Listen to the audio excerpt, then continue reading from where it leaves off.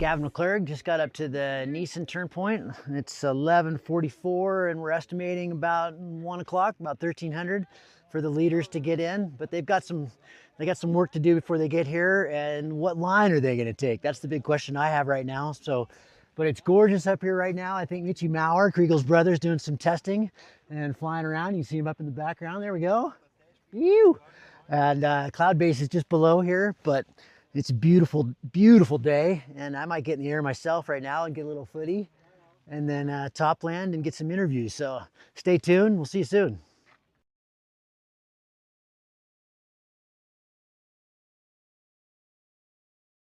And we're live.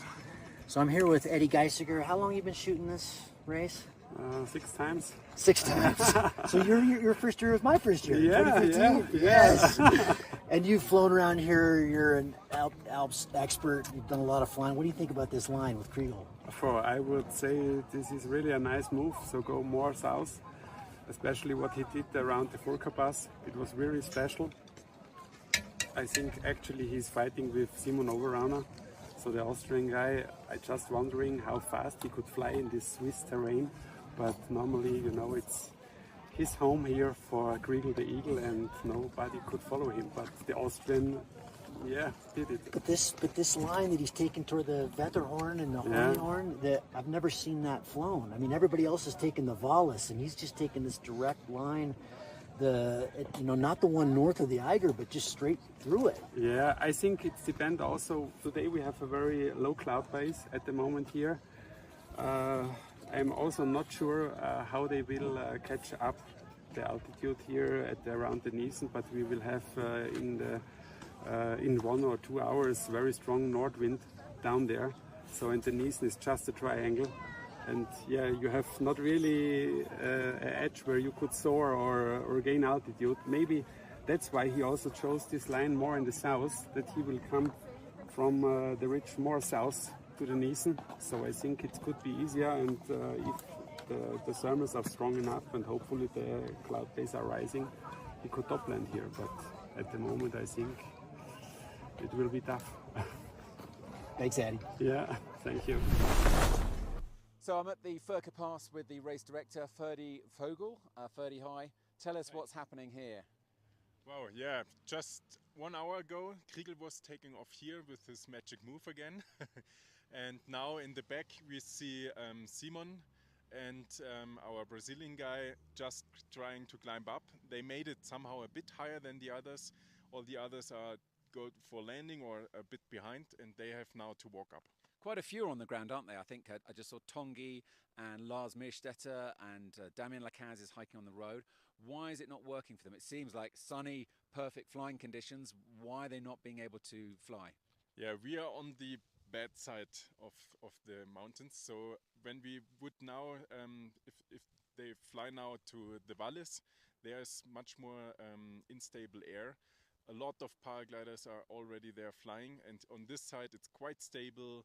They took a lot time waiting for some terminal lifts. We now feel them, but still it's not that good. So I think Kriegel's move was really nice to just walk all the way here up. He was a bit tired, but not that much than others.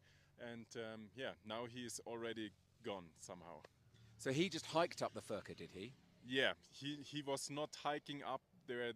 All the others were waiting now for around 1 hour. He just walked all the way up the road and then he took off just really fast. Ciao, ciao. Wow.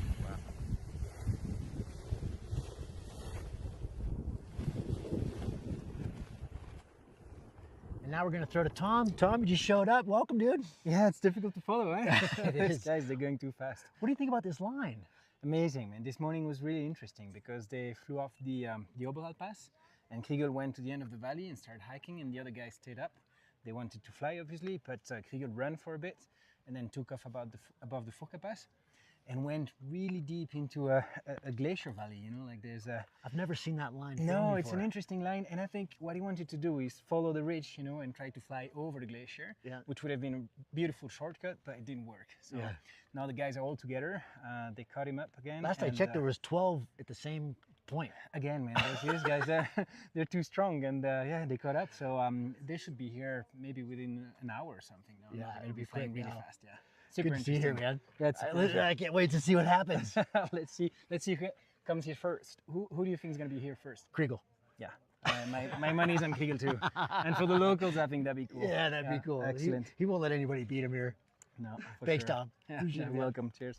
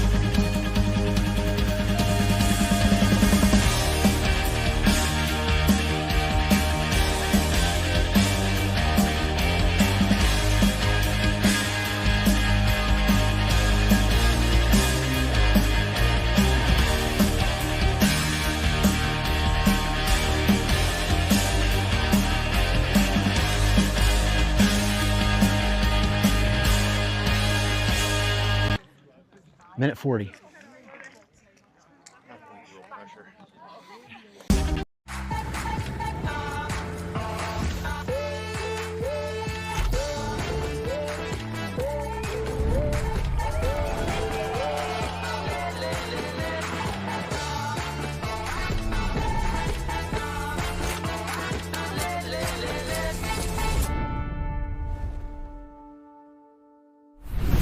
This is Gavin McClurg. Just got up to the Niesen turn point. It's 11:44 and we're estimating. Greetings everybody from the top of the Niesen. This is Gavin McClurg and it is great to be up here on this most amazing day. But holy cow, we've had amazing racing going on. Kriegel led the pack off the Furka into a line that I had never seen before. You guys heard some of the live commentary early on just what a wild move. At least I thought that was. And then everybody else followed him. And so he led the way, but then the last report I just got just a few minutes ago was that he's landed and a bunch of other people caught him up, and now the lead pack has changed once again and they're racing as hard as they can to get into here. But as you can see behind me, cloud base has actually been going down for the last hour. It's been getting lower and lower, and I think it's going to be harder and harder to get in here. And also, they're coming into the east-facing side of the Niesen, which is where you wanted to be coming in about 3 hours ago. So it's going to be really interesting to see if they can make this work and get in here and do a really styly topland with all these people. Let's do a little pan around and check out all these folks up here, checking it all out. They've been waiting anxiously, as I have, for everybody to arrive. And what are some of the stories we can talk about today? I think one is Team Brazil, Gabe. He is just crushing. And if you watch what he's doing, he's not just playing follow the leader. He's been making his own moves.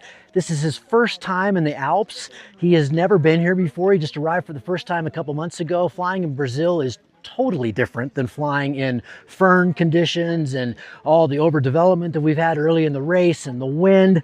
And he's just doing it with a smile, having the best time of his life. And I can't wait to watch what happens with him. For the first couple of days, I thought this is just beginner's luck. But now we know that this guy's got the moves and his team's got the moves. And it's been really super impressive to watch. I'm actually quite envious. I wish I could have done that my rookie year. But he's having a lot of fun. Simon Oberauner, again, just so calm, so collected as he was in his first race, and he's doing it again in this one. Always one to watch. Wouldn't be surprised to see him on the podium.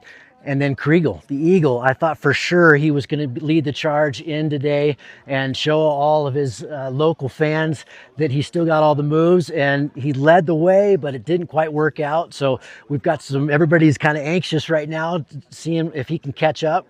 And catch up Lars Meerstetter. He's been a mentor to Lars for the last few years. Lars is an animal. As we all know, no non-Swiss has ever won the Red Bull X-Alps. So can this be the year? My money's still on the Eagle, but Gabe is throwing a run for the money. Team Brazil is throwing a run for the money. And we've got Lars Meerstetter just crushing. So it's going to be, and Nicola Heiniger, the young Swiss, also showing some really nice moves. And today, another good story is Shane, the Australian. again, pretty new to the Alps. He's had more time than Gabe, but doing really well today and really charging. And he's made a couple of really nice moves specifically today to get from kind of mid-pack to the top 10. So let's pan around here and take a little walk. Come with me for a second. I want to show you what's going on with the weather. You can see it. We've had this cloud development back here develop quite a bit in just the last hour, and nothing bad and nothing dangerous, but you can see it's quite low. So that's the curious thing to see if they can get across. They've got this big valley crossing across Fruitigan. If anybody knows how to do it, Lars and Kriegel do, and Nicola, and Patrick Von Cannell also in the top 10. So they all live here. This is their home terrain. So if anybody knows how to do it, they do. And going to be really fascinating to see how they piece this together at this time of the day. If they can make it, topland here, last year quite a few landed right at the turn point, which was quite a nice move. And then from here, what's the line to Mont Blanc? Probably running the west side, with cloud base is quite a bit lower over on this side right now, but that's where the sun's going to be, falling on the west side and taking the north side of the terrain down towards Mont Blanc and doing the Via Ferrata. Can they get there today? It's looking a lot less likely. Early, we thought we'd get them all in by 11 a.m., and then we thought 2, and here it is 2:42, and they're still out a little ways. So a lot of exciting stuff. Check a look on redbullxalps.com. And yeah, so I think we're going to be ending the live here pretty soon, and catching up with redbullxalps.com and the live tracking and the content team, and preparing for the live show tonight with Tarquin. He's racing to Mont Blanc right now, and let's end it there. It was nice seeing you all, and it's great to catch up with you all. Cheers.